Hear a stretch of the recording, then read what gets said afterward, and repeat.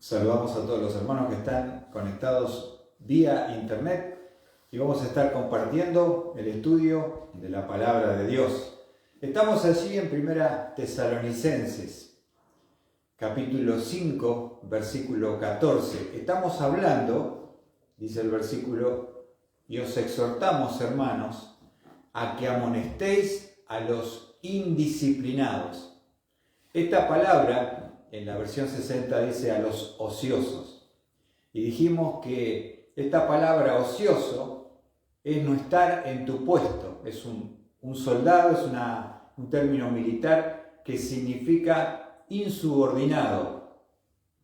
Y estuvimos estudiando que el problema que había en la iglesia de Tesalónica eran hermanos que no estaban trabajando, ocupándose en ganarse el pan con el sudor de su frente. Entonces, a las personas que están en forma ociosa, sin estar en su puesto, insubordinadas, dice Pablo, tenemos que amonestarlos.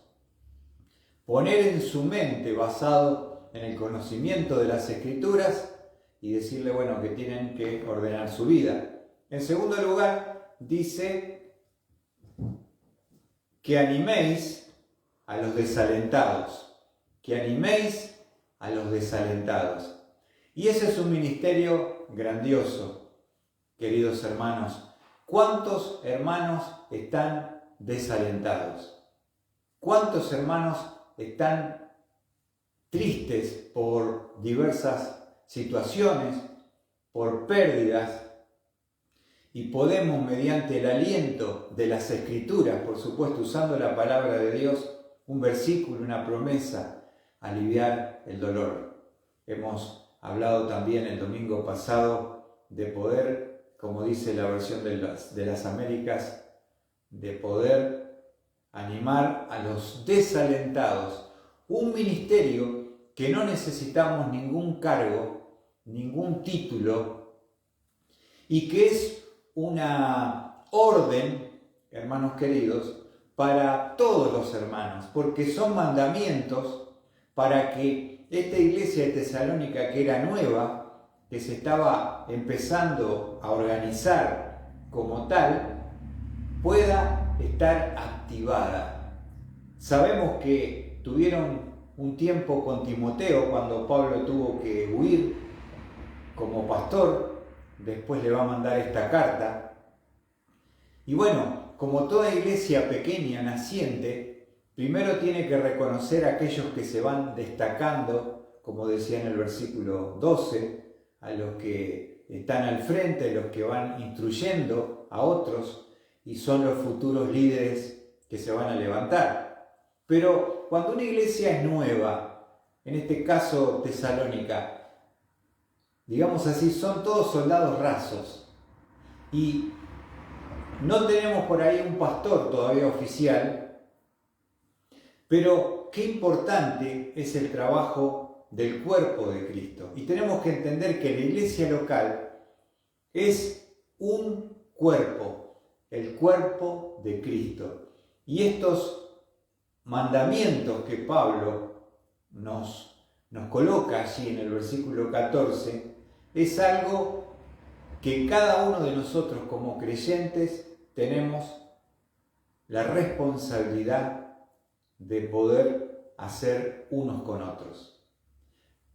Más allá de que por ahí hay un pastor, este es el trabajo unos con otros. Mandamientos, actividades, unos con otros. Y esto es algo maravilloso. Hemos entonces en el versículo 14 dado estos dos conceptos. Y os exhortamos, hermanos, a que amonestéis a los ociosos o indisciplinados, que animéis a los desalentados. Y hoy vamos a ver que sostengáis a los débiles. Este es también un ministerio de poder realizar para el Señor, sostener a los débiles.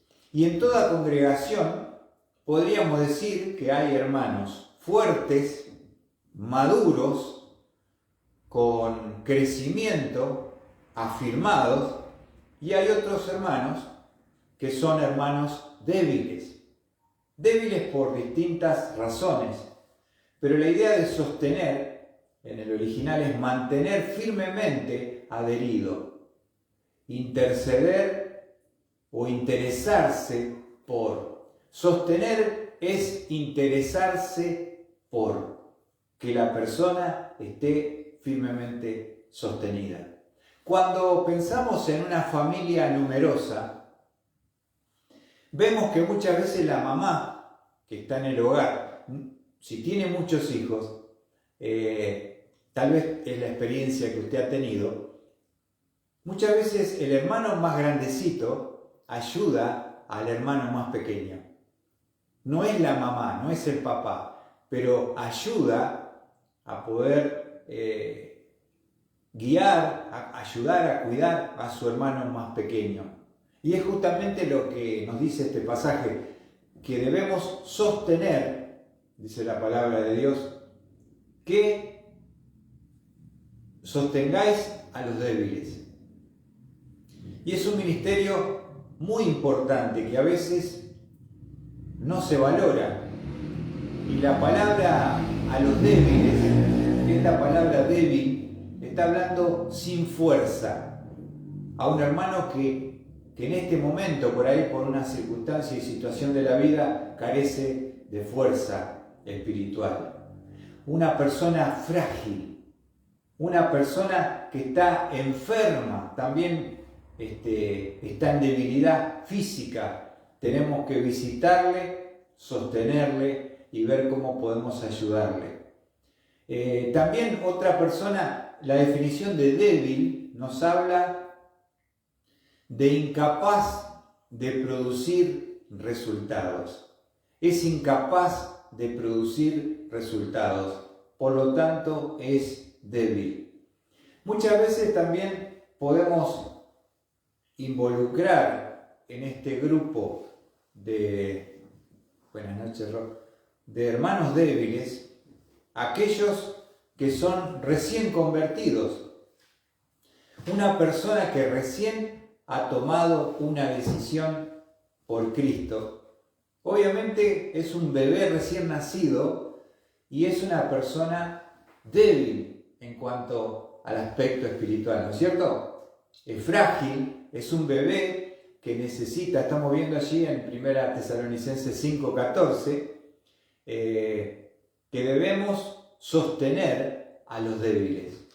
Un ministerio hermoso de mantener firmemente adherido, interesarse por el débil, que es una persona que no tiene fuerza, que es frágil, que está enfermo, que es incapaz de producir resultados, nos dice la palabra de Dios.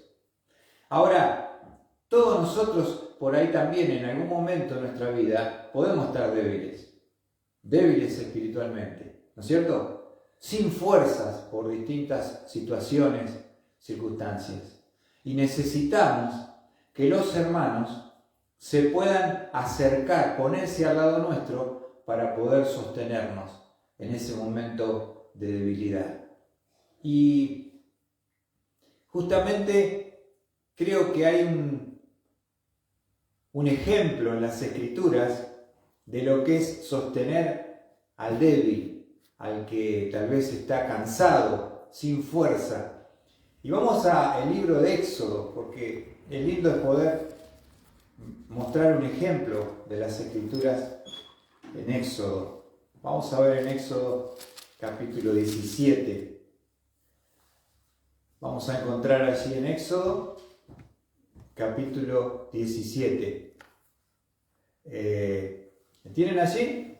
Éxodo 17. Vamos a encontrar a Moisés que viene con el pueblo de Israel por el desierto y se van a encontrar con un pueblo que se les va a oponer y no los quiere dejar avanzar, que son los de Amalek.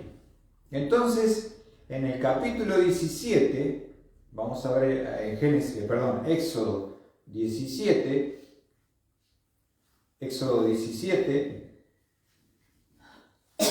vamos a ver allí, a partir del versículo 8, que se va a dar esta guerra entre Israel comandado por Moisés el líder, y Amalek. Dice versículo 8, entonces vino Amalek y peleó contra Israel en Refidim. Y Moisés dijo a Josué, escógenos hombres y sal a pelear contra Amalek. Mañana yo estaré sobre la cumbre del collado con la vara de Dios en mi mano. El que era encargado de, digamos así, de la parte estratégica de todo lo que era el ejército de Israel, era Josué. Josué era el que estaba encargado de manejar las fuerzas del ejército de Israel. Pero el líder, Moisés, tenía que hacer algo fundamental, porque no era solamente mediante un ejército que tenían que pelear contra los enemigos, sino necesitaban el poder y el favor de Dios. Entonces el líder, Moisés, dice, yo voy a subir al collado, en la cumbre del collado con la vara de Dios en mi mano. ¿Para qué? Para clamar a Dios por la victoria. ¿Se entiende? En la fuerza del ejército de Israel, con el poder sumado al poder de la intercesión de Moisés en la faz espiritual. De esa manera ellos iban a tener esa victoria. Y fíjense lo que pasó, dice versículo 10. Josué hizo como Moisés le dijo y peleó contra Amalek. Y Moisés, Aarón y Hur subieron a la cumbre del collado. O sea que Moisés, el líder principal, va a estar acompañado de dos, Aarón, que era su hermano en la carne, y Hur, que era uno de sus ayudantes principales. Después de Josué, que era su mano derecha, estaba Hur, que lo ayudaba, era un colaborador de Moisés. Entonces, ¿se entiende? En la batalla está Josué con el ejército de Israel. Y en la cumbre del collado está Moisés acompañado de Aarón y Hur para clamar el favor de Dios. Ahora, ¿qué significa sostener a los débiles? En el ejemplo que vamos a ver, versículo 11, dice, y sucedió que mientras Moisés tenía en alto su mano, Israel prevalecía. Y cuando dejaba caer la mano, prevalecía Amalek. O sea que mientras Moisés estaba con la mano arriba, levantando su mano a Dios, al cielo, buscando su favor, ¿qué pasaba con Israel? Él prevalecía. Pero claro, ¿cuánto podemos permanecer con un brazo arriba? ¿Cuánto tiempo? Al rato, ¿no es cierto? Parece que tenemos una tonelada en el hombro y llega un momento que entramos a cansarnos, a debilitarnos físicamente y el brazo se comenzaba a caer. Cuando él bajaba el brazo, o los brazos, ¿qué pasaba? Ganaba Amalek. Así que era vital para la victoria que Moisés pudiera mantener sus brazos buscando el favor de Dios. ¿Se entiende? Vamos a ver qué pasó entonces. Entonces dice, versículo 12, pero las manos de Moisés se le cansaban. Entonces tomaron una piedra y lo pusieron debajo de él. O sea, en el primer cuadro Moisés está parado, con los brazos extendidos. Claro, imagínate una hora estar así, parado con los brazos extendidos al cielo, buscando el favor de Dios. Llega un momento que los brazos no le daban más y también las piernas, porque no nos olvidemos que Moisés era un hombre que tenía 80 años. No era un chico de 20. Y más allá que haya sido mucho más joven, en algún momento, al transcurrir la batalla, al pasar las horas, no iba a poder aguantar. Entonces dice, pero las manos de Moisés se le cansaban. Entonces tomaron una piedra y la pusieron debajo de él. O sea, se sentó sobre la piedra. Se sentó en ella. Y Aarón y Hur le sostenían las manos, uno de un lado y el otro del otro. ¿Ven? ¡Qué maravilla! ¿Cómo pudo ser sostenido en la debilidad y en el cansancio el líder para obtener la victoria y el favor de Dios sobre Amalek? Mediante la intervención de Aarón de un lado, de uno de los brazos, y Hur del otro, sosteniendo los brazos y manteniéndolos arriba. Ahora fíjense lo que dice. Y uno de un lado y el otro del otro. Así estuvieron sus manos firmes hasta que se puso el sol. Y Josué deshizo a Amalek y a su pueblo a filo de espada. Tuvieron que permanecer horas en esa batalla, en esa lucha. Y si no hubiera sido por el apoyo sosteniendo los brazos Hur y Aarón de Moisés, Israel nunca hubiera tenido la victoria sobre Amalek. Entonces, ¿qué quiere decir? Que aún los líderes que Dios pone al frente de la iglesia, pastores, ancianos, también nos cansamos. No somos superpoderosos. Y cuando estamos cansados, con los brazos abajo, necesitamos muchas veces que alguien nos venga a sostener.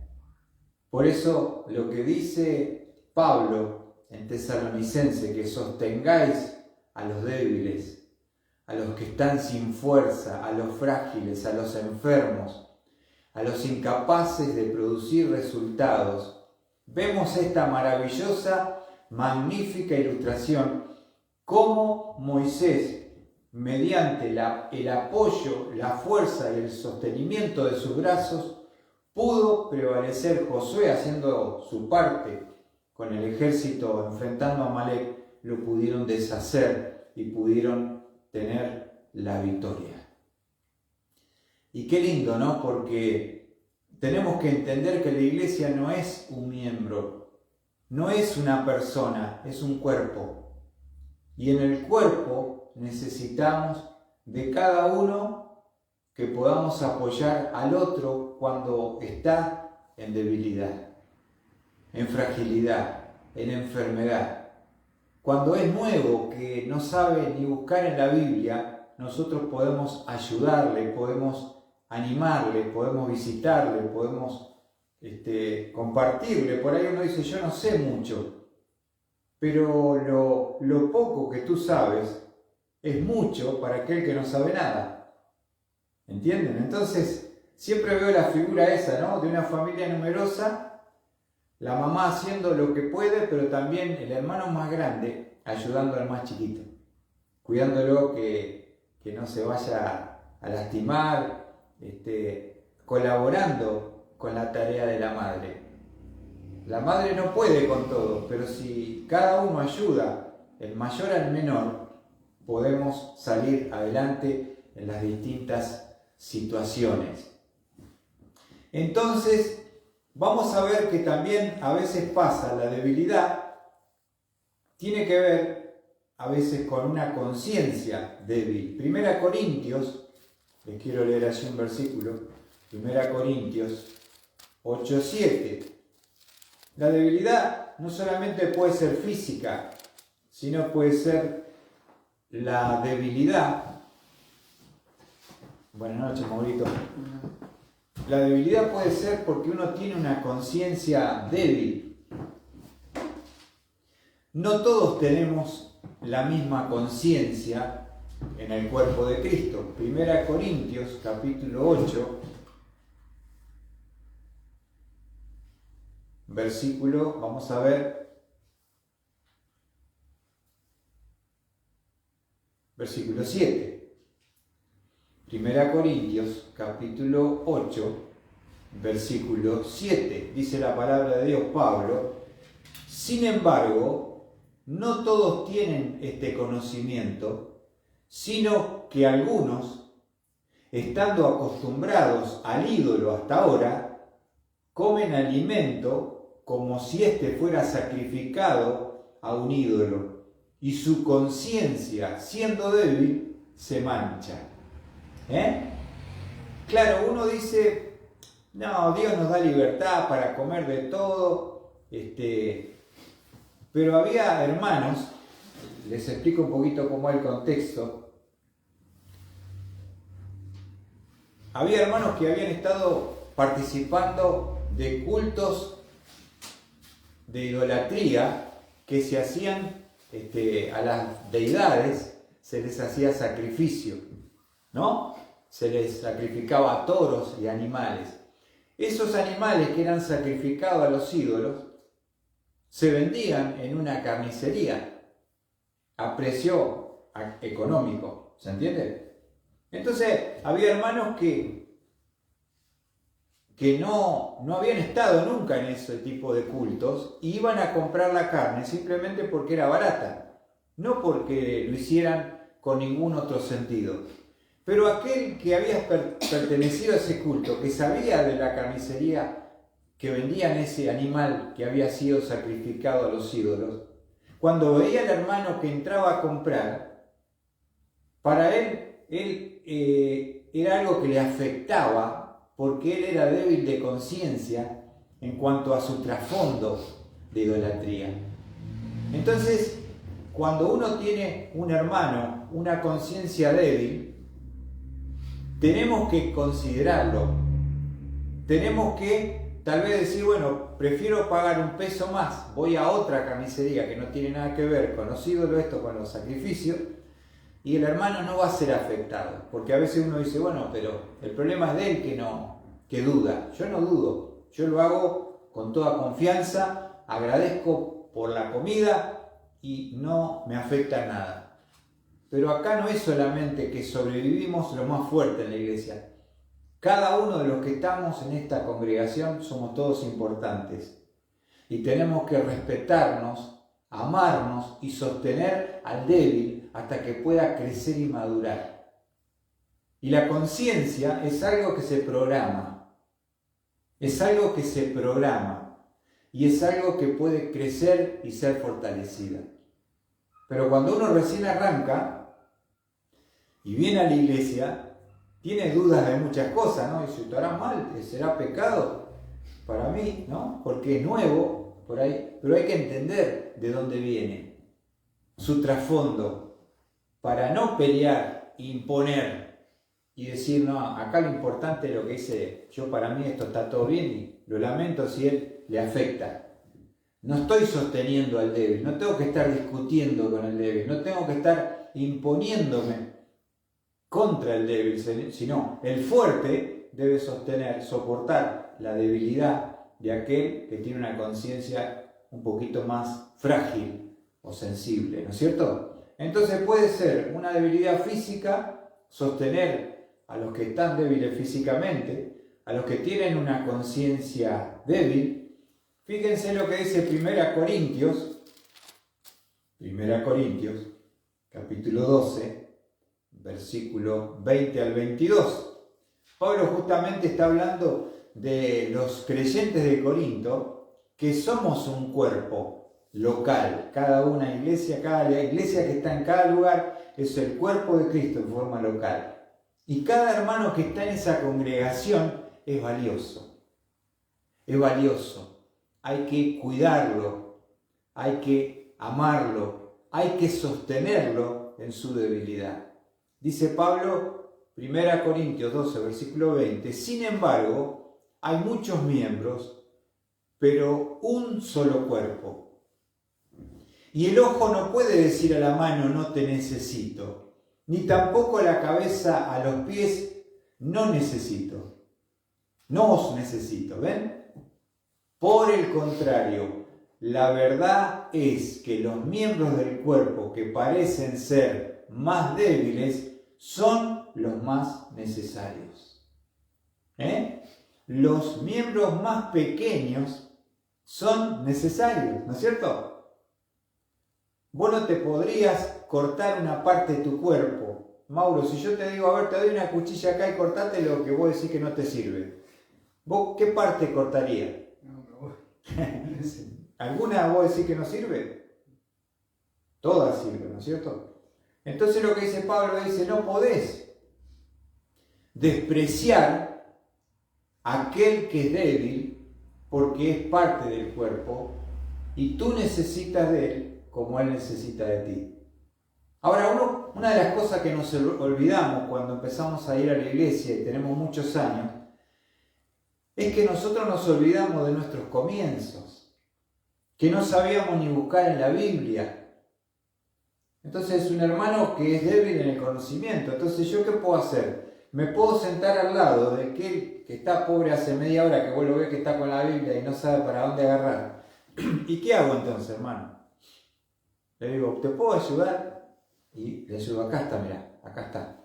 Ah, qué bueno. Entonces puede seguir la lectura y puede... Yo estoy atento a ver en qué puedo servir, si puedo ayudar en algo, ¿no es cierto? Y así la persona ve que lo apreciás, que lo estás ayudando, porque vos conocés dónde está el Génesis y el Apocalipsis, y él no. Y nosotros cuando empezamos a ir a la iglesia no teníamos ni idea tampoco de dónde estaban los libros. Necesitábamos que alguien nos pueda buscar. Qué lindo esos hermanos que parece que no hacen nada, pero te están asistiendo para que vos puedas encontrar, por ejemplo, un versículo. Algo tan simple, tan sencillo como eso. Entonces, estamos viendo que debemos sostener a los débiles. Los que somos fuertes, si somos fuertes, debemos sostener a los débiles. Débiles físicamente, débiles porque están enfermos, débiles porque tienen una conciencia débil. Y también vamos a ver que, volviendo a Tesalonicenses, vamos a Tesalonicenses, 1 Tesalonicenses 5, 14, dice: y os exhortamos, hermanos, a que amonestéis a los indisciplinados, animéis a los desalentados, sostengáis a los débiles. Sostengáis a los débiles. Vimos el ejemplo de Moisés. Mauro, cuando estaba Israel peleando contra Amalek, Moisés subió al monte para clamar por el favor de Dios, levantando sus manos al cielo. Pero subió con Aarón y con Hur. Llegó un momento que Moisés, después de un par de horas parado y los brazos no le daban más, empezó a cansarse y a debilitarse. ¿Y qué hicieron? Le pusieron una piedra para que se siente, y de un lado lo agarró Hur al brazo y al otro brazo lo agarró Aarón y lo mantuvieron arriba para que clamara y buscar el favor de Dios, y de esa forma tuvieron la victoria sobre Amalek. Yo necesito de ti y tú necesitas de mí. ¿Por qué? Porque somos un cuerpo y hay débiles y hay fuertes, pero todos somos importantes y necesarios. Entonces dice allí en 1 Tesalonicenses 5:14, al final: sostengáis a los débiles y seáis pacientes con todos. Paciencia con todos. Tenés que ser paciente con todos. Una de las características que no tenemos es que no tenemos paciencia, que no me tienen paciencia. Paciencia con todos. Nadie puede sobrevivir en una relación persona a persona, ya sea de pareja, de familia o de iglesia, si no está dispuesto a tener paciencia. Paciencia. Sé paciente, aguantá. ¿Sabes lo que significa paciente? Que aguanta. Que aguanta. Paciencia habla de tardar en responder. Tardar en responder. Está hablando de una largura de ánimo. Paciencia significa estar dispuesto a sufrir por esa relación. Y hoy estamos en una generación, del 2000 para acá, se llama la generación de cristal. ¿Saben por qué? Porque tiene poca tolerancia, y siente gran frustración. A ellos les importa el cambio climático, la igualdad de género, ¿no? Se llama la generación de cristal. No aguantan nada. Entonces, fíjate qué distinto que es cómo Dios quiere crear. Buenas noches, Rachel. No una generación de cristal, Mauro. Una generación que pueda tener la paciencia de aguantar, largura de ánimo, que está dispuesto a sufrir por preservar una relación. Si vos no aguantás nada, entonces ¿qué pasa? Entre la primera de cambio, que algo no te gustó, ¿qué pasó? Yo me voy para allá. Yo no tiene nada que ver, yo no comparto, me voy. Frágil, cristal que se rompe fácilmente. Entonces estamos creando una generación que es intolerante, que no está dispuesta a sufrir, a soportar y que tienen derecho a todo, pero no tienen responsabilidad de nada. Entonces todo lo que no les gusta lo atacan. Entonces esto verdaderamente es lo que se está formando hoy, del 2000 para acá, esa generación.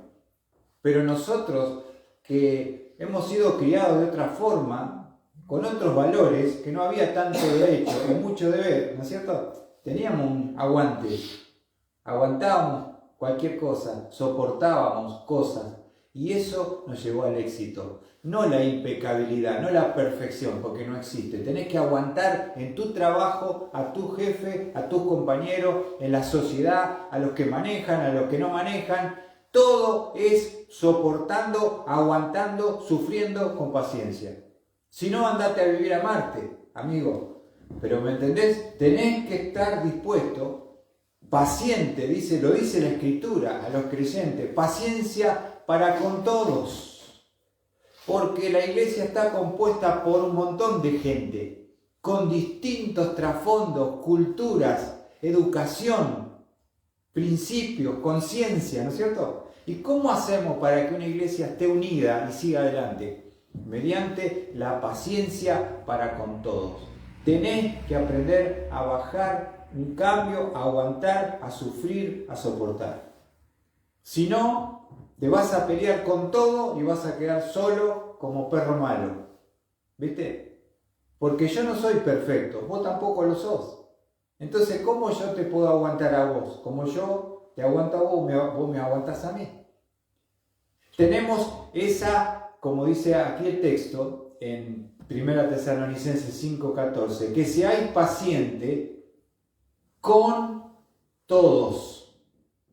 Paciencia con todos. Paciencia con todos. Esa es la clave de una iglesia que permanezca unida. Tiene diferencias, tiene distintos hermanos y miembros que componen esa congregación, de distintos niveles sociales, culturales, de formación, de trasfondos, pero con el amor de Cristo, con la capacidad de decir yo tengo que tener paciencia con todos, puedo seguir adelante y no desprenderme del rebaño porque algo no me gustó, porque algo me ofendió, ¿no? Hay mucha gente que no le gustó algo a la congregación, ni lo dijo, ni lo habló y se fue. Si no, pasa que esa iglesia, si querés, Sandra, sí, porque ¿qué te parece, Maurito? ¿Cuánto podemos aguantar así? ¿Cuántas cosas que no me gustaron a mí? Pero acá estoy, soportando, teniendo paciencia para con todos. De esa manera uno puede aprender a crecer, a madurar y a ceder, porque si no, uno no crece si no se relaciona, si uno no cede, si no tiene paciencia.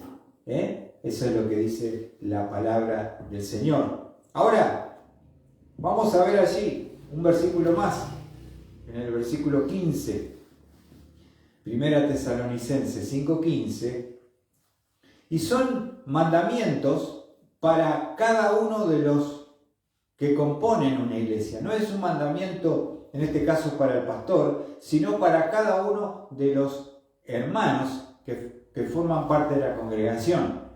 Dice Pablo, mirad que ninguno devuelva a otro mal por mal. Mirad que ninguno devuelva a otro mal por mal. Entonces, una de las cosas que Dios no nos permite a nosotros es pagarle al otro el mal que te hizo con el mal de la misma forma, ¿no es cierto, Raquel? Con la misma moneda, ¿no, Raquel? No pagarle con la misma moneda que Él te dio. Eso es algo vengativo que está en el mundo, que está en la carne, que se incita para que vos lo hagas, hacer el daño que te causó, que llores esa malvada con la misma moneda. Entonces, el mundo exalta el hecho de responder como te han tratado, tratar al otro. Pero si nosotros somos creyentes, somos hijos de Dios, Dios nos dice, no devuelvan al otro el mal que te hicieron con el mismo mal. Eso es algo que es prohibido en la palabra de Dios.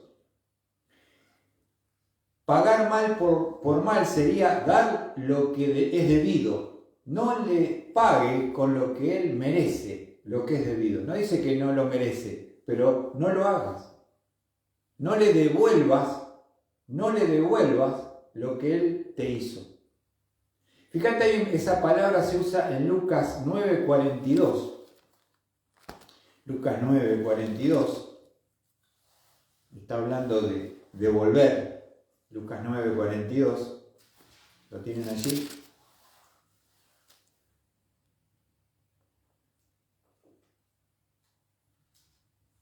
Dice Lucas 9:42. Cuando éste se acercaba, el demonio lo derribó y lo hizo caer con convulsiones. Pero Jesús reprendió al espíritu inmundo y sanó al muchacho y se lo devolvió a su padre. Esa es la palabra. ¿Qué hizo?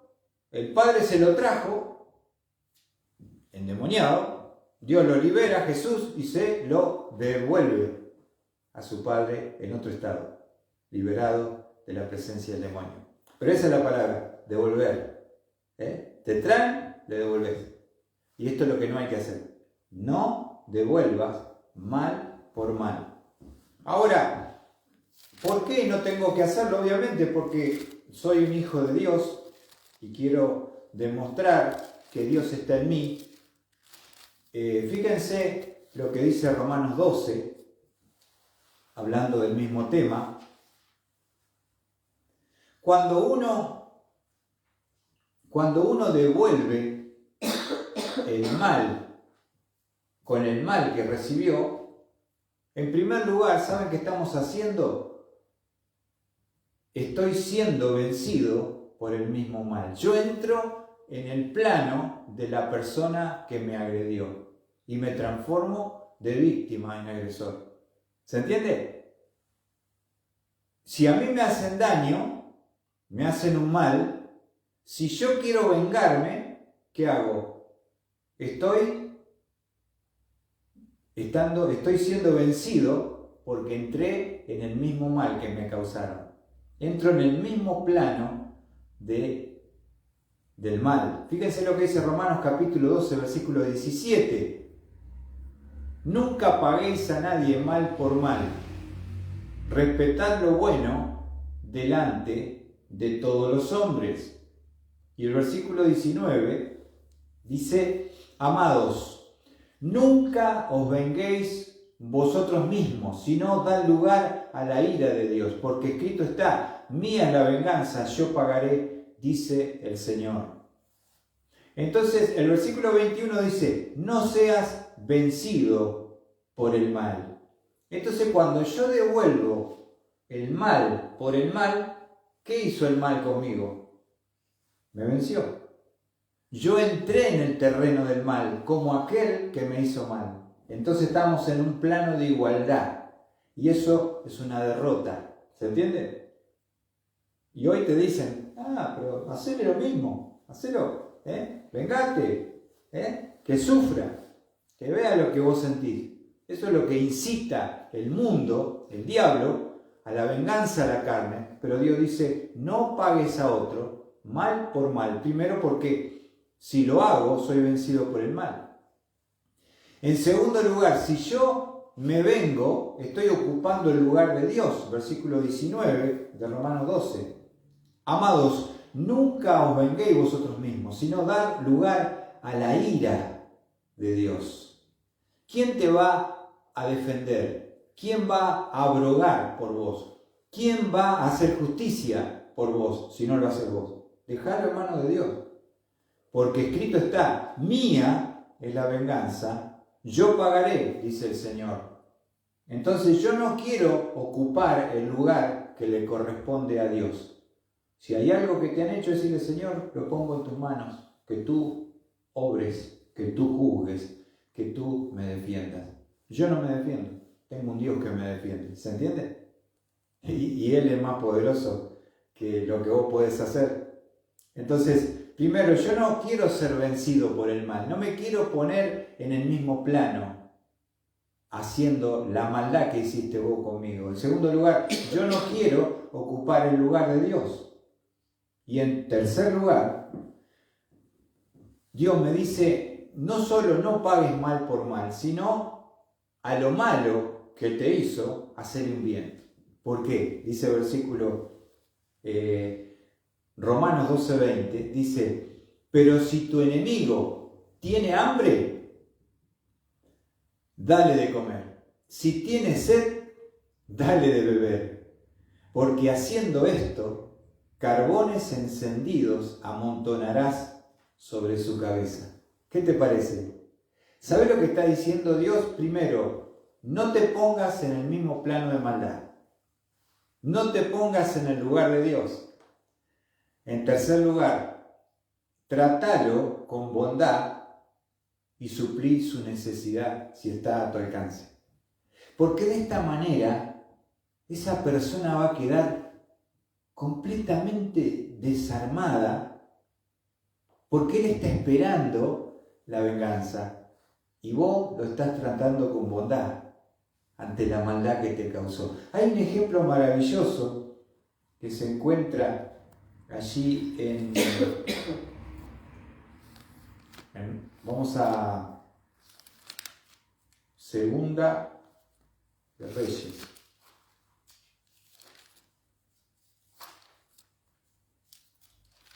Segunda de Reyes.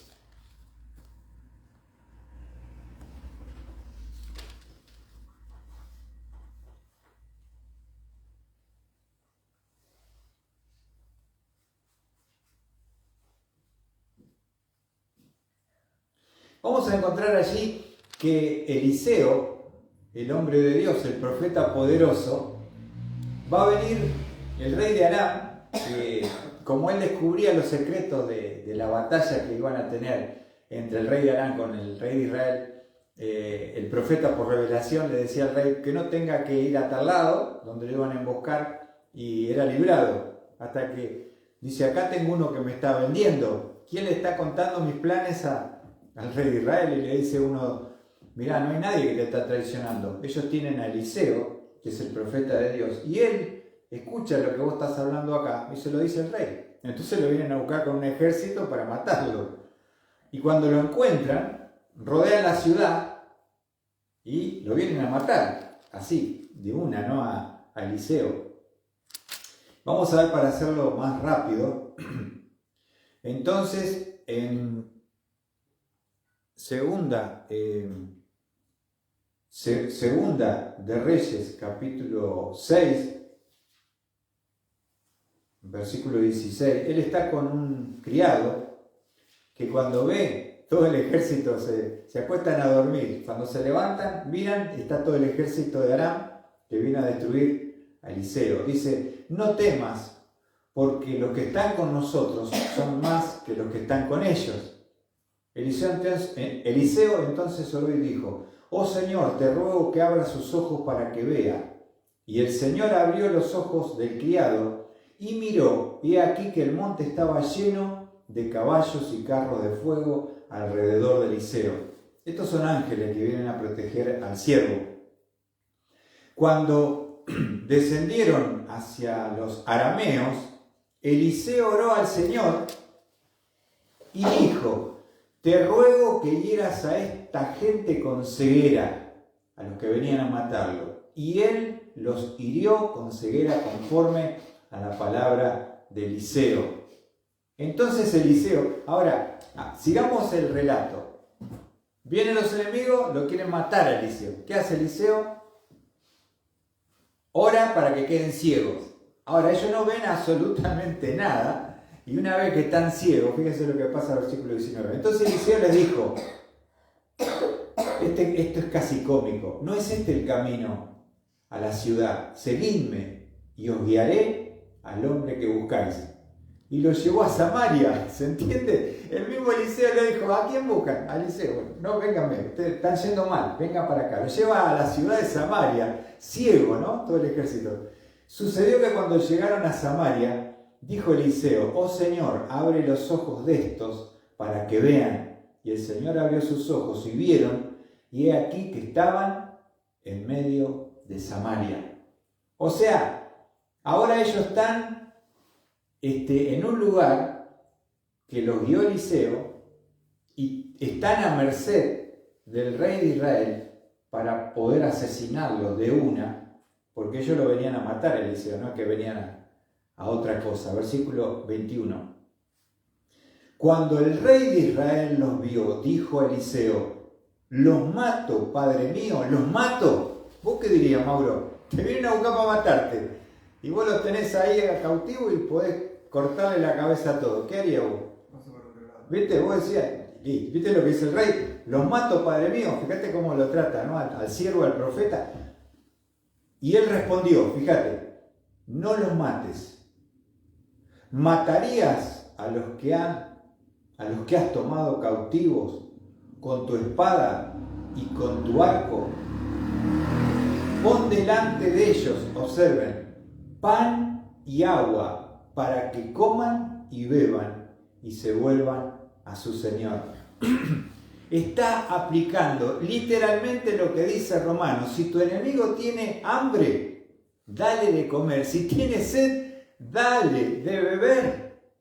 Porque haciendo esto, carbones encendidos acumulará sobre su cabeza. En vez de asesinarlo, que es lo que merecían, pagarle con la misma moneda, con el mismo acto que ellos venían, ¿qué hace Eliseo? No, vamos a atenderlo, mirá. Que coman pan, agua y beban y se vuelvan a su Señor. Ahora, ¿qué resultado tuvo esto? Versículo 20. Entonces les preparó un gran banquete y después que comieron y bebieron, los despidió.